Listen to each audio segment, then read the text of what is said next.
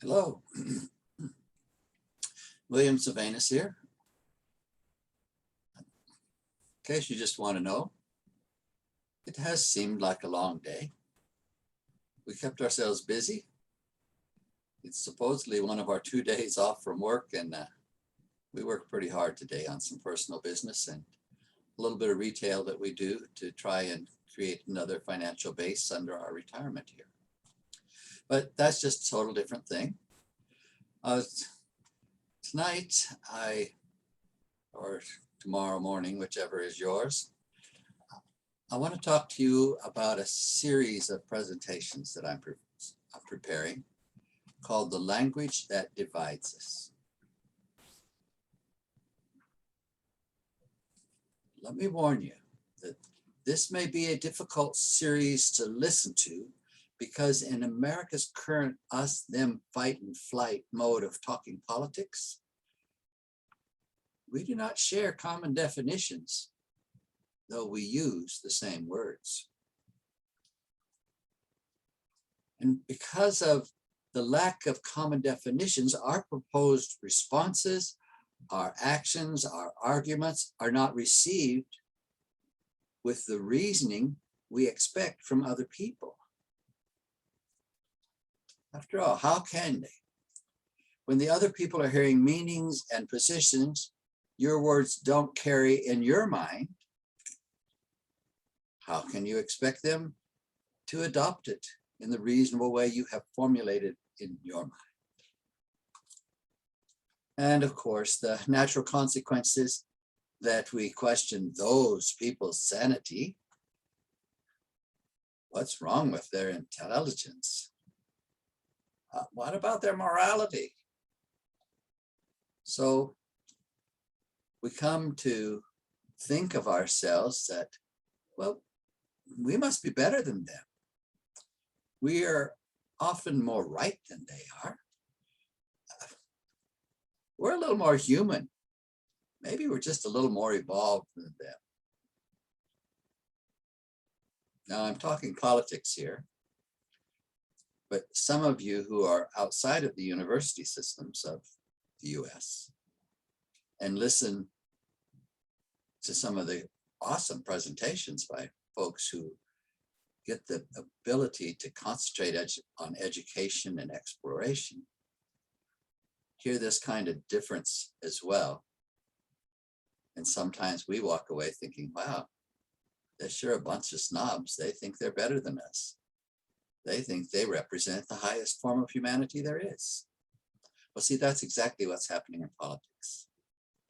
So the truth is we are talking two different languages using the same words. Of course, this also means that with this series called The Language That Divides Us, I am stepping into a minefield with explosives planted by both sides of the war. It means you'll find yourself being defensive when I address a term or its usage.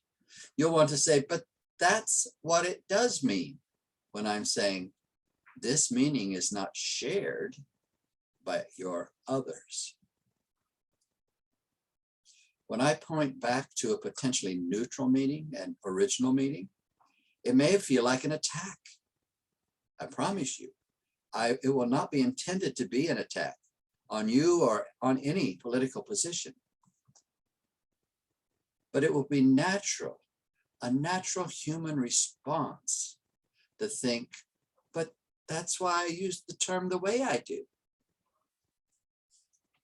I hope to remind you several times and hope that you can remember that the meaning in the mind of the listener is often not the meaning you assume you are communicating. That's a problem we run into with all kinds of communication. It's just the nature of language. It's the nature of conversation. It's the nature of dialogue. And it's the nature of all communication. Until we understand what the other person means, even if it's different than what we mean, saying the same words, true dialogue and problem solving will not happen. Until we can recognize and honor the other person's intention, we're not able to practice true respect. Until we can phrase the core problem being addressed in a way that means the same to all the parties in the dialogue, we cannot problem solve together. I'm going to do something I seldom do. I'm going to use a swear word. Hell, we can't even cooperate with each other if what each of us means is different than what the others mean. Until we recognize the language that divides us, we cannot stop talking over each other, and we cannot stop throwing verbal bombs at the other, well, whether it's accidentally or on purpose.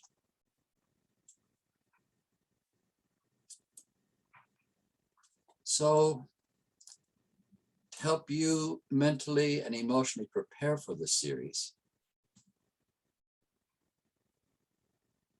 here are the words I will be addressing. I had to do a lot of personal, mental, and emotional preparation in learning these differences. And then I've had to do even more in preparing to address this series. But doing some advanced self-examination can help. It will help this series, The Language That Divides Us, become a useful tool for you. A tool we critically need. So here are the words that I'm going to address. Oh, I'm sure they're not the only words out there, and you may have words you hope I would address also. I don't mind. If you do, drop it in a comment, and I'll make sure to make a note of it, and maybe at a future time we'll address those words as well. But the words this time around are authoritarian, mandate, liberal, conservative, republic, democracy, liberty, progressive, majority, socialist or socialist.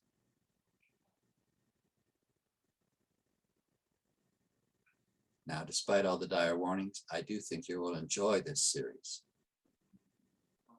I think it will move us all forward.